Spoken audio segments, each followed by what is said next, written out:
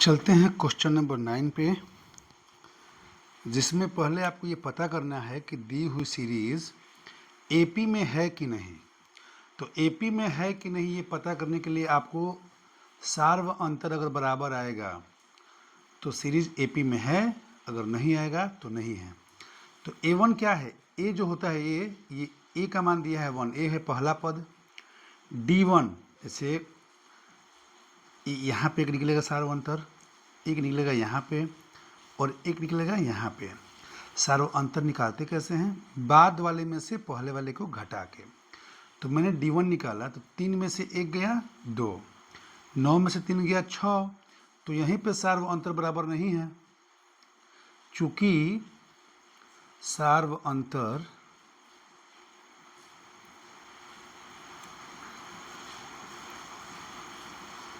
बराबर नहीं है, इसलिए दी गई श्रेणी समांतर श्रेणी नहीं है। ये हर उस प्रश्न में करना है जिसमें दी हुई श्रेणी, जिसमें सर्वांतर बराबर नहीं आएगा। अगला क्वेश्चन क्या है? ए है, 2a है, 3a है, 4a है। तो पहला पद क्या हो गया? फर्स्ट टर्म मतलब जिसको ए बोलते हैं वो हो गया ए। हम D1 निकालते हैं।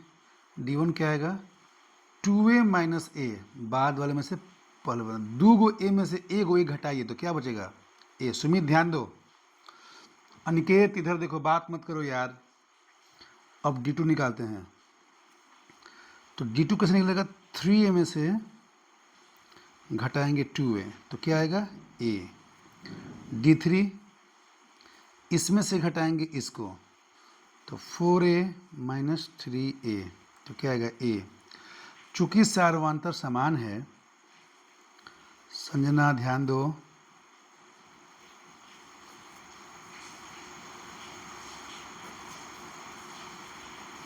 इसलिए यह श्रेणी, यह एक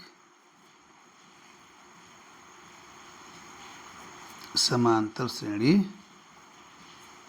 है, चाहे दी हुई श्रेणी समांतर श्रेणी में है। अब ए का गैप है नहीं, सब में ए बढ़ेगा, बराबर बढ़ेगा। तो यहाँ पे 4a था तो अगला क्या हो जाएगा? 5 है।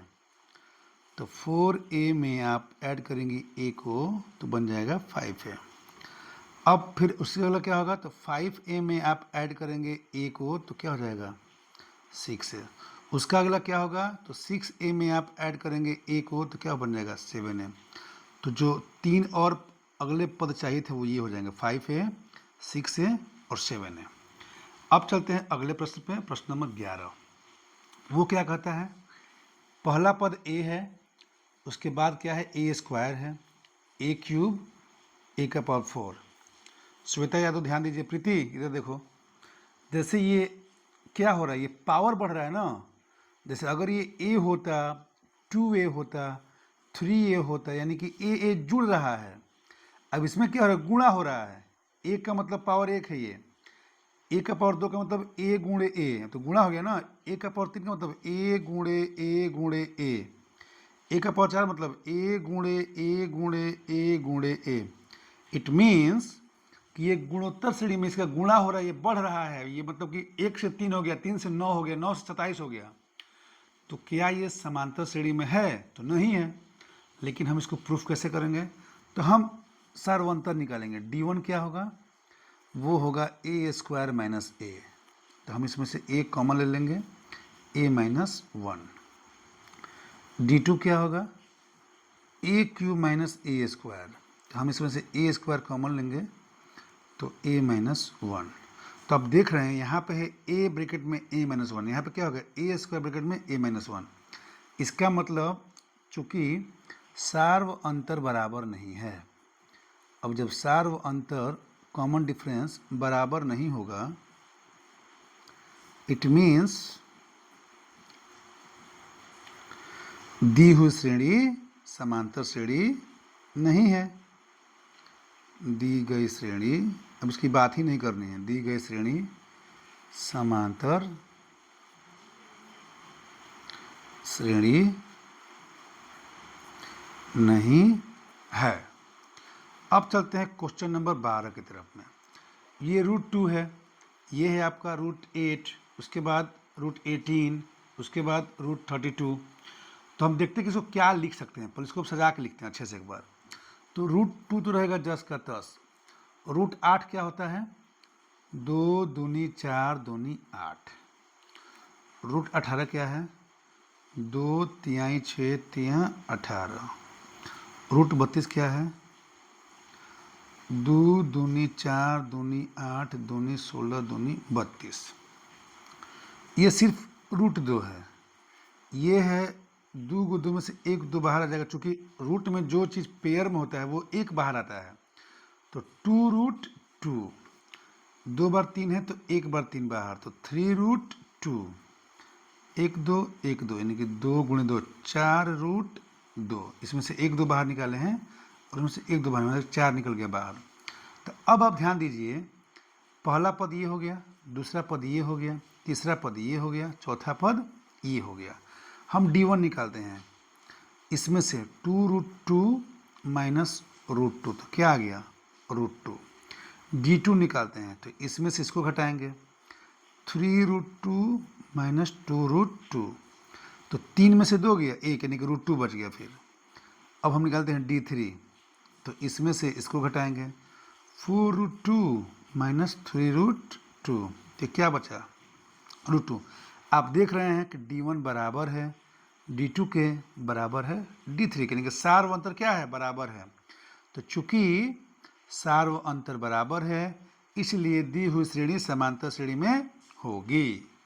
अब अगला 3 पद क्या होगा, चूंकि फाइनल क्या था √32 था, इसमें हम √2 को जोड़ेंगे, यानी कि 4√2 था ये, हमने उसको लिखा है तो √2 2√2 3√2 4√2, तो अगला पद क्या होगा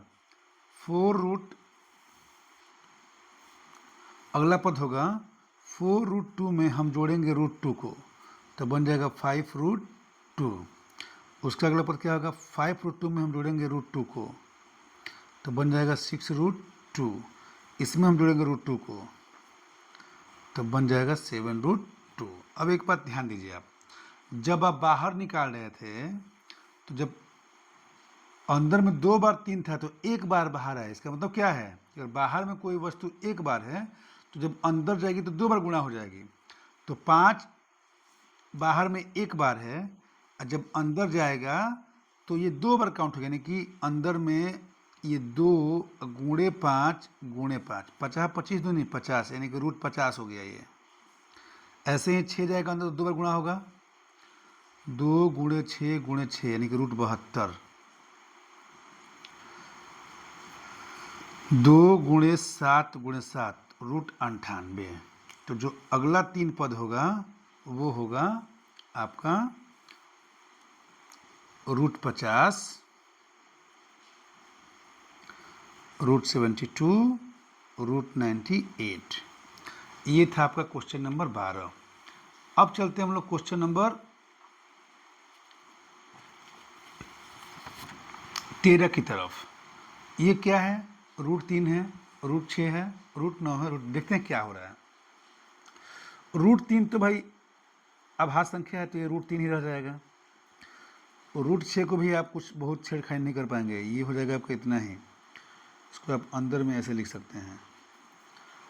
√9 को आप 3 लिख सकते हैं, √12 को आप 2 दूनी 4 तिया 12 लिख सकते हैं।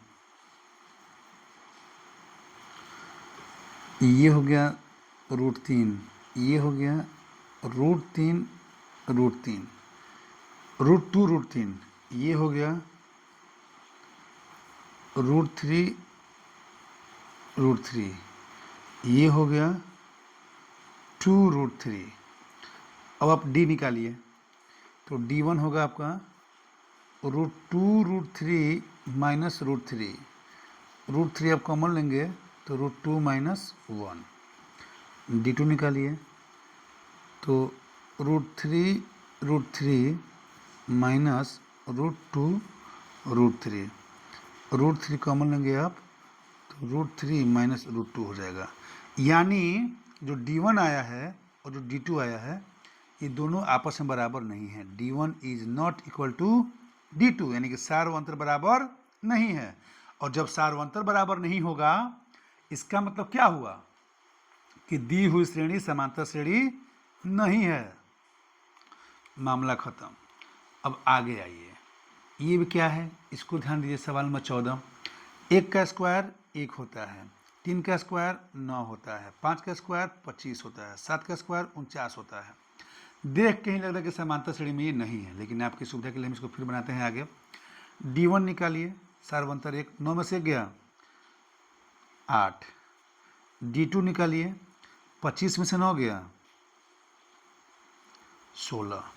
D3 निकालिए, 49 माइनस 25 24। इट मीन्स ये बराबर नहीं है। D1 is not equal to D2 is not equal to D3, यानी सार्वंतर बराबर नहीं है। अब जब सार्वंतर बराबर नहीं होगा तो दी हुई श्रेणी समांतर श्रेणी में नहीं होगी। ये था सवाल नंबर 14। अब अंतिम सवाल, सवाल नंबर 15। ये देख के आप भ्रमित मत होइएगा, इसका लैंग्वेज ऐसे है कि लगेगा कि ये समांतर श्रेणी में नहीं है। चलिए बना के देखते हैं। 1 का स्क्वायर 1, 5 का स्क्वायर 25, 7 का स्क्वायर 49 और ये 73। पहले आप निकालिए D1, तो 25 माइनस 1 क्या आ गया 24। फिर आप निकालिए D2, 49 माइनस 25 24। फिर आप निकालिए D3, 73 माइनस 49 24। अब आप समझ गए होंगे कि D1, D2, D3 ये सब इक्वल नहीं है, सर इक्वल है। D1 equal D2 equal D3, यानी यदि सार्वंतर बराबर है तो दी हुई श्रेणी समांतर श्रेणी में है। अंतर कितने का 24 का है, तो 73 जो अंतिम पद है उसमें आप जोड़ेंगे क्या 24, तो 97। फिर आप 97 में जोड़ेंगे क्या 24, 12। फिर 121 में जोड़ेंगे क्या 24, 145, यानी ये तीनों अगले 3 पद होंगे। इस प्रकार 5.1 क्वेश्चन नंबर 4 के सभी प्रश्न समाप्त हुए और एक्सरसाइज 5.1 भी समाप्त हुआ। बहुत बहुत धन्यवाद। मेरा नाम है प्रियेश मिश्रा और आप देख रहे हैं PM क्लासेस बगौरा का यूट्यूब चैनल। यदि आप इस चैनल पर नए हैं तो हमें सब्सक्राइब करें, अपने दोस्तों के साथ शेयर करें। जय हिंद, जय भारत।